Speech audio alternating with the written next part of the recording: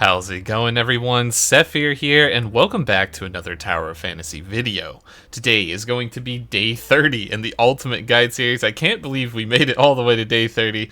Definitely some exciting things coming forward. We have 2 versus 2 PvP arena, which is absolutely massive. We have some additional vitality spending difficulty options, as well as a lot of other goodies. So we're going to go ahead and get into the breakdown for this video. So first off, I'm going to give you the important news, as always, first and foremost, followed by the speedrun daily checklist, the extra daily checklist, and finally the after all that section, where we talk about some long-term goals. Alright, so the first thing that I want to talk about that I'm super hyped on is 2 versus 2 arena in the Road of Strife. If you head up to this little present icon in the top, you'll be able to click on the Road of Strife event marker, and then you can check out the doubles mega arena. So this is a 2v2 match. You queue up. If you win, you get 400 star grit. If you lose, you get 200 star grit. So either way, you're having fun and you're gaining resources, and this is definitely the way to get your star grit. I'm actually gonna probably play this even beyond capping on star grit. This is so fun.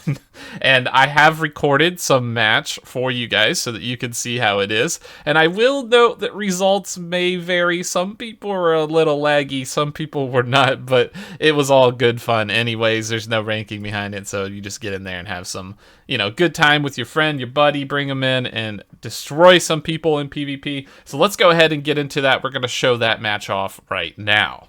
Alright, here we are in the PvP match, and as you can see, people are doing this weird floating fighting stance. I don't know exactly what it means, but I'm going to go ahead and charge up my Coco abilities and get some action going on. Started off right with the little Nemesis track down, and I do manage to get this guy with the grappling hook into the Meryl combo, so that's a good solid start.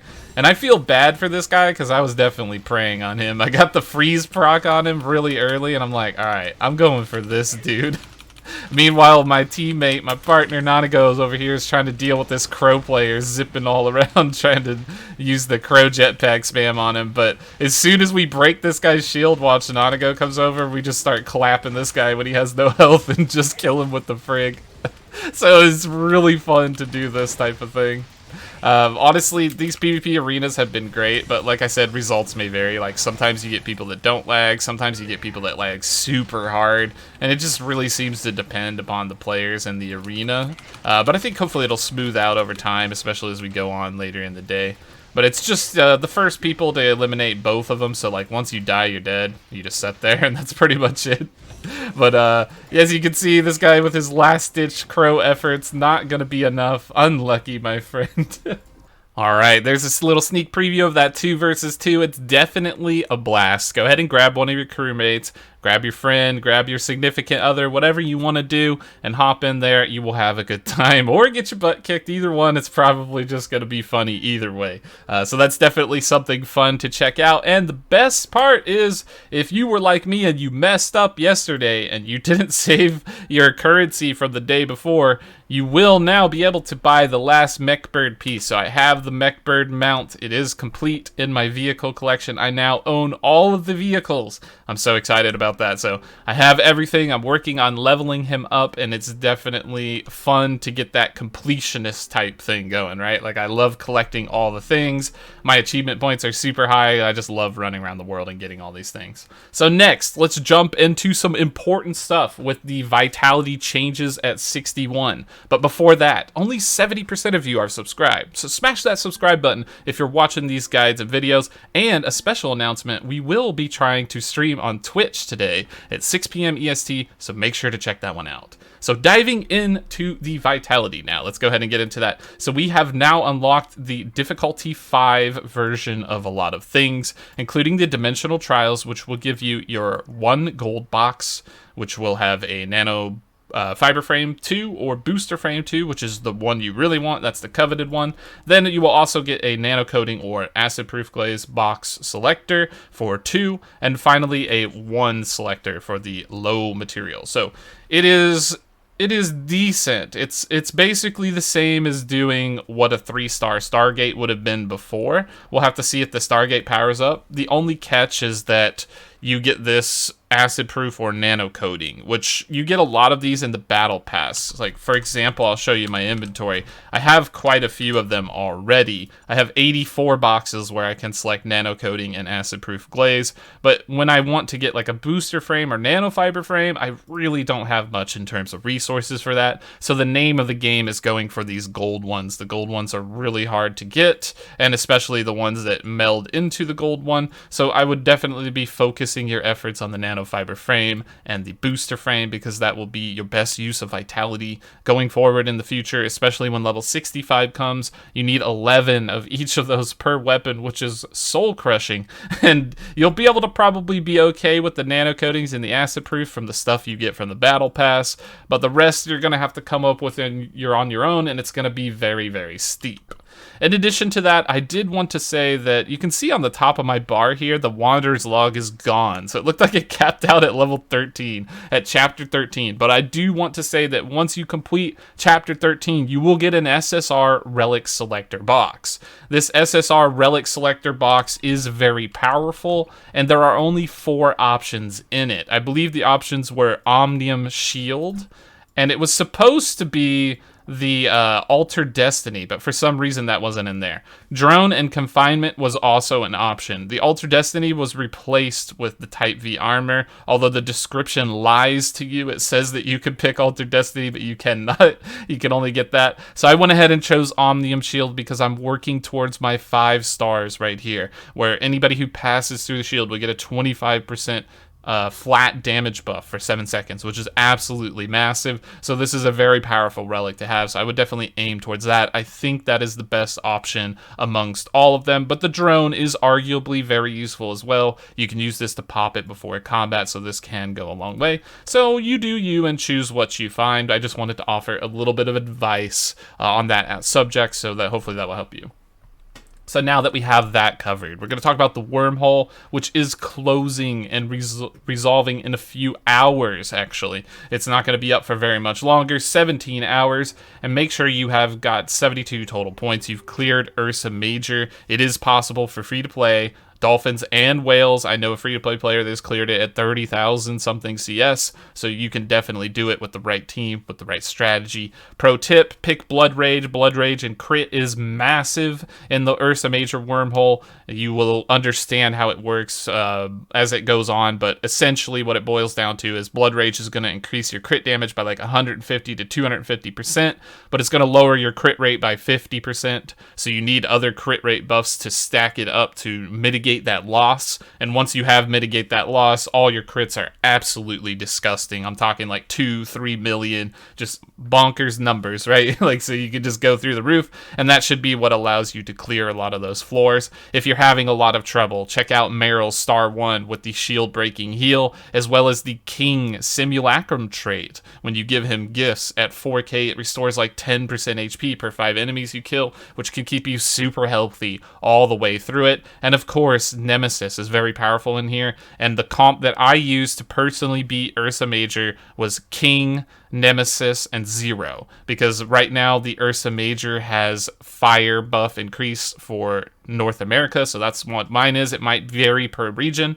It also had a melee increase as well as volt immunity and a flat damage increase for all other elements, so that made King super strong, and having Zero Nemesis meant I could just heal to full and pretty much ignore all damage, and even the enrage timers on the boss, so even if I ran out of time, didn't matter, just keep healing myself to full and defeat the boss eventually. Slowly but surely, that is the tactic there. So that will definitely help you. In addition to that, we do have a new Frontier Clash attempt being generated today, so make sure to get that done, especially sooner rather than later, because I know a lot of people use Crow to get 5 boxes right now, and Crow does appear to be getting some nerfs in the future. I've seen a lot of talk about it. I've seen some changes on different regions, so that might be happening, because the way Crow is working right now is I think his jetpacks acting like you're super high in the sky even though you're not, so it's a legitimate bug, and you're doing like something crazy like 8 times the hit damage, like something nutty like that. So I don't know the full details of everything with the specifics, but it's definitely not working as intended and probably will be fixed in the future. So get that done while you can. Take advantage of those free boxes, because if you imagine a world where we have to use Sethphir and some other things, it might be a little difficult to get 5 chests, right? I think only the whaliest of the whales might be getting that one, and maybe not even them. So that's definitely something to consider there.